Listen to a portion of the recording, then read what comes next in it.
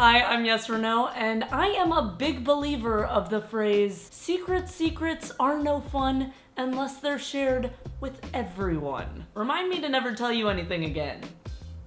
Ever. As a bona fide nerd, I'm gonna tell you guys the secrets of how to get straight A's. That's right. Alright, so I want to start you guys off with a little bit of harsh reality. Oh, harsh reality, my favorite. The first secret to getting straight A's is that success is in the details. Now I'm gonna say that again just in case you didn't hear. Success is in the details. Oh, but what does that mean, Yes or No? What that means is that you need to be willing to put in 100% into every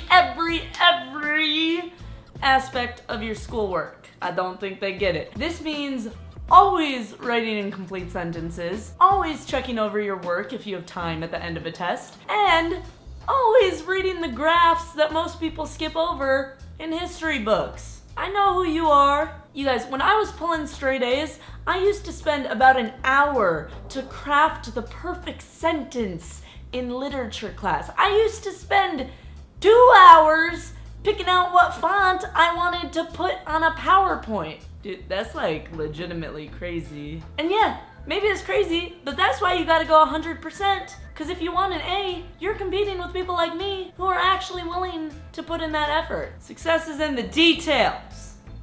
Woo! Now at this point you might be like, yo, Yes or No, like slow down, this is too intense. Said I wanted to be an A student, not an A+ student. And okay, I feel you. I didn't have you guys pegged as Emma Stones, but if you want that easy A, I got a trick for you. This one is called the halo effect. Hallelujah. The halo effect is basically if you can convince your teachers within like the first week of school that you're a nice and hardworking like little angel, then they're more likely to think of you as smart and thus more likely to give you better grades and be more lenient with you in the future. And unlike most of my tips, this one is actual psychology. Which brings me to my next tip, the show up and shut up approach. Oh, that's nice, Taylor, you used the word shut up. I know I did that for effect. The show up and shut up approach is pretty basic. Basically, all you need to do is just show up every day, and I mean every day. And instead of chattering with your friend buddies, listen to the teacher. But pro tip, ask questions often. Asking questions will 1, help you understand the material better, 2, make the teacher think that you're super engaged with your learning, #halo effect, and 3, give you a great arm workout.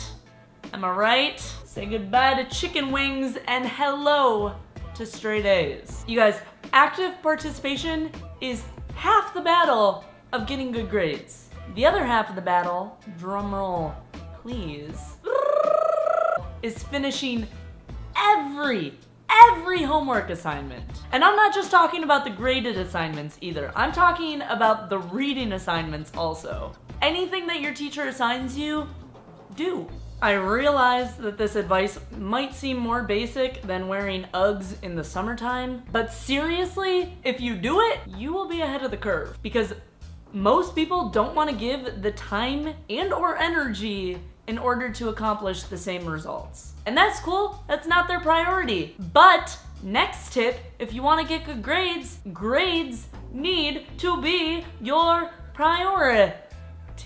That might mean doing less of some stuff that you love. For example, watching TV or hanging out with friends. But that doesn't mean not doing them. It just means doing your homework first. The nerd life didn't choose you. You chose the nerd life. This next piece of advice is what I like to call networking with the nerds. Now, for me, this step was easy because nerds of a feather flock together. Cacao! But if you are not naturally as dorky as I am, you might have to work a little bit harder to surround yourself with the smartest kids in school. When you surround yourself with really smart people, their expectations for academic success start to become your expectations. Don't underestimate the subconscious. Also, having a network of really smart people gives you someone to text when you don't know the answer to a specific homework problem. And that doesn't mean that your smart friends are just gonna pop out answers like a Pez dispenser,